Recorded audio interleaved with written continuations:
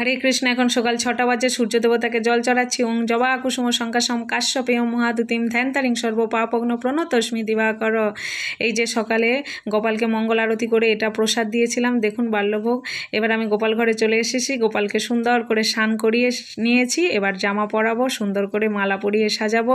গোপালকে সহজে অভিষেক করার যে ভিডিওটা আমি আগেই দিয়ে রেখেছি আমার চ্যানেলে, সেখানে গিয়ে দেখে নেবেন। খুব সহজেই গোপালকে বাড়িতে অভিষেক করানো যায়। এই যে অভিষেক করেই রেখেছি, ভিডিওটা তো অনেক বড় হয়ে যেত, তাহলে আর অভিষেকটা ওই জন্য দিই নাই। আজকে দেখুন এই যে গোপালকে সুন্দর করে একের পর এক সোনার গহনাগাটি পরিয়ে আমি সুন্দর করে সাজিয়ে নিচ্ছি গোপালকে এক এক করে। এই যে চন্দন পরিয়ে এখন সুন্দর করে গোপালকে সাজিয়ে দেব। আমাদের হাত দুটো তো তখনই সার্থক হয় যখন আমরা ভগবানকে সুন্দর করে সাজাই। প্রত্যেক দিন ভগবানকে একটা সুন্দর বস্ত্র ধারণ করাবেন, না হলে ভগবানের উদ্দেশ্যে বস্ত্র দান করবেন, তাহলে জীবনে আপনার বস্ত্রের অভাব হবে না। দ্রৌপদী ভগবানকে এক টুকরো বস্ত্র দিয়েছিল, বদলে ভগবান গোবিন্দ দ্রৌপদীকে এত বস্ত্র দিয়েছিল, শাড়ি কি নারী, নারী কি শাড়ি, দুঃশাসন টেনেও শেষ করতে পারল না। এই যে দেখুন গোপালকে সাজানো হয়ে গেছে, গোপালকে চন্দন পরিয়ে দিয়েছি, এই যে চুলটা পরিয়ে দিলাম, টিকুলিটা মাথায় পরিয়ে দিলাম, এইবারে সুন্দর করে মালাটা ধারণ করিয়ে দিলাম এবং সুন্দর করে তাকে পাগড়িটা পরিয়ে দেব, হাতে বাঁশি দিয়ে দেব, একটু তুলসী মঞ্জরি ছিল সেটা চন্দনের সঙ্গে দিয়ে দেব, দিয়ে সুন্দর করে এই যে দেখুন একের পর এক সুন্দর করে তাকে সাজিয়ে দিচ্ছি। সাজিয়ে দেওয়ার পর আপনাদেরকে গোপালের সুন্দর ছবিটা দর্শন করাবো। ভগবানকে সুন্দর করে একটা মালা গেঁথে পরাবেন। ভগবানকে মালা গেঁথে পরালে ভগবান আমাদের সমস্ত পরিবারকে একই সূত্রে বেঁধে রাখেন। এবারে দেখুন সবাইকে একের পর এক মালা পরিয়ে সুন্দর করে সাজিয়ে দেব, পুষ্প দিয়ে দেব, তুলসী দিয়ে দেব, দিয়ে একের পর এক সুন্দর করে এই যে সাজিয়ে দিচ্ছি। সাজিয়ে দেওয়ার পর আপনাদেরকে পুরো মন্দিরের ছবিটা দর্শন করাবো। ভগবানের মূর্তি দর্শন করা মাত্র, ভগবানকে প্রণাম করা মাত্র আমাদের জন্মার্জিত সমস্ত পাপ নষ্ট হয়ে যায়। যে পাপের ভাগ জগতে কেউ নিতে চায় না, যতই আপনজন হোক না কেন, আমাদের পাপকর্মের ভাগ কেউ নেবে না। আমরা দস্যু রত্নাকরের কথা সবাই জানি, কেউ আমাদের পাপের কর্মের কেউ তার পাপের কর্মের ভাগ নিতে চায়নি। তেমনি এই পাপ কর্ম এমনই কর্ম যে কেউ নিতে চায় না, কিন্তু ভগবান এমন পরম, এমন দয়ালু, এমন কৃপালু যে তিনি খুব সহজেই সেই পাপের ভাগ নিতে রাজি হয়ে যান। তাই আসুন সেই ভগবানকে সুন্দর করে ভালোবেসে তাকে সুন্দর করে, এই যে দেখুন আমার লালকে একবার দেখুন খালি কত সুন্দর লাগছে তার মূর্তি, দেখুন কি সুন্দর লাগছে। সুন্দর করে এই যে আমার বৃন্দাদেবী ভক্তি মহারানী, এই যে গুরুদেবদ্বয় সুন্দর করে সাজিয়ে দিয়েছি। তারপরে নৃসিংহ ভগবান, তারপরে পঞ্চতত্ত্ব, তারপরে অষ্টসখী, রাধা মাধব, জগন্নাথ বলদেব, এই যে এখানে দামোদর ভগবান, সবাই যে। এবার চলে এসেছি তুলসী বৃন্দাদেবীকে সাজানোর জন্য, মালা পরিয়ে দিয়েছি, পুষ্প দিয়ে সুন্দর করে একের পর এক সাজিয়ে দিচ্ছি।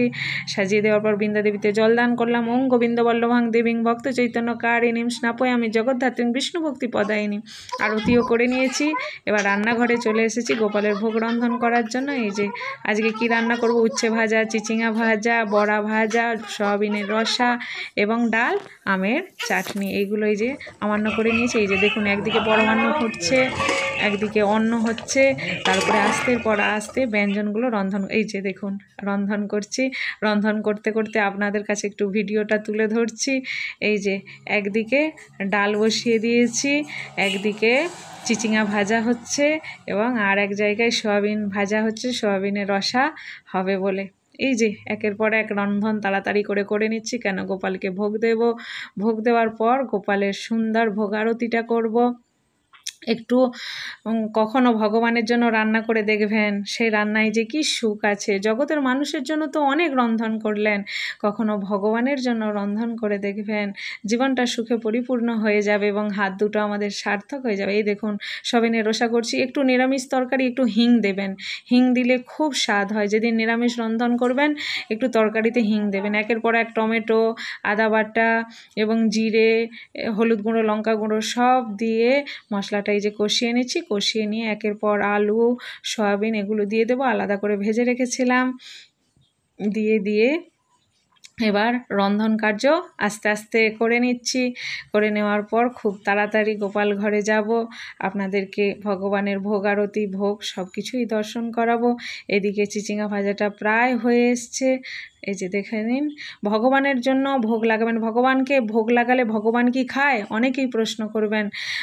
যেরকম এক পিতা তার 2 সন্তানকেই বাজার থেকে চকলেট কিনে এনে দিয়েছে, কিন্তু এক সন্তান বাবাকে না দিয়েই খেয়ে নিল, আর এক সন্তান বাবার কোলে উঠে বাবাকে বলছে, বাবা বাবা একটু তুমি খাও, বাবার মুখের কাছে তুলে ধরেছে। তখন বাবা গদগদ হয়ে সেই সন্তানের গালে 2টো চুমু খেলো। ওরে বাবা রে, আমার সোনারে, তুমি খাও, আমার দরকার নেই।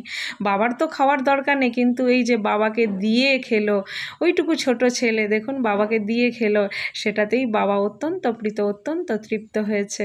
তেমনি ভগবান তো তার দিব্য দৃষ্টি দিয়ে খাওয়ারের মধ্যে যত পাপ থাকে সেইগুলো শোষণ করে নেয়, যত অশুভ শক্তি থাকে সেগুলো নাশ করে দেন। তাই ভগবানকে ভোগ লাগানো অবশ্য প্রয়োজন। আপনার কাছে যা থাকবে, পত্র পুষ্প ফুল ফল যাই কিছু থাক না কেন, তা ভগবানকে অবশ্যই ভোগ লাগাবেন, তাতে দেখবেন ভগবান অত্যন্ত খুশি হন। এই যে চিচিঙ্গা ভাজা প্রায় শেষের পথে, একটু পোস্ত দিয়ে দিয়েছি, যে রান্না কমপ্লিট। দেখুন বড়া ভাজা, করলা ভাজা, চিচিঙ্গা ভাজা, ডাল, রসা, আমের চাটনি, অন্ন, আর ওখানে পরমান্ন দই আম। এই যে এবার গোপাল ঘরে ভোগটা সাজিয়ে নিলাম। দেখুন গরম গরম অন্ন বেড়ে দিয়েছি, বড়া ভাজা, চিচিঙ্গা ভাজা দিয়ে দিলাম, করলা দিয়ে দিলাম, 1 গ্লাস জল দিয়েছি, হিঙের ডাল দিয়েছি, এবং সয়াবিনের রসা, আমের চাটনি, একটু পরমান্ন দই আম, আর একটু মিষ্টান্ন দিয়ে দিলাম। এবার একটা একটা করে প্রত্যেকটি স্টিমেটের ওপর তুলসী দিয়ে সুন্দর করে, ভগবান তুলসী ছাড়া কোনো কিছু গ্রহণ করেন না, এবং যিনি ভোগ লাগাবেন তারও গলে তুলসী থাকা দরকার, এবং তাকে নিরামিষভোজী হওয়া অবশ্য প্রয়োজন। দেখুন ভগবানকে ভোগ লাগিয়ে দিয়েছি, ভগবানের খাওয়া হয়ে গেছে। এবার তার মুখটা সুন্দর করে মুছিয়ে দিলাম। এবার আসুন আমরা সবাই ভোগ আরতি শুরু করব, ভোগ আরতি দর্শন করে নেব। এই যে ভোগ আরতি আমি গাইছি। জয় জয় গোরা চাঁদের আরতি গশোভা, জাহ্নবী তটবনে জগমনলভা, জগ জনমনলভা, গৌরাঙ্গের আরতি শোভা, জগ জনমনলভা,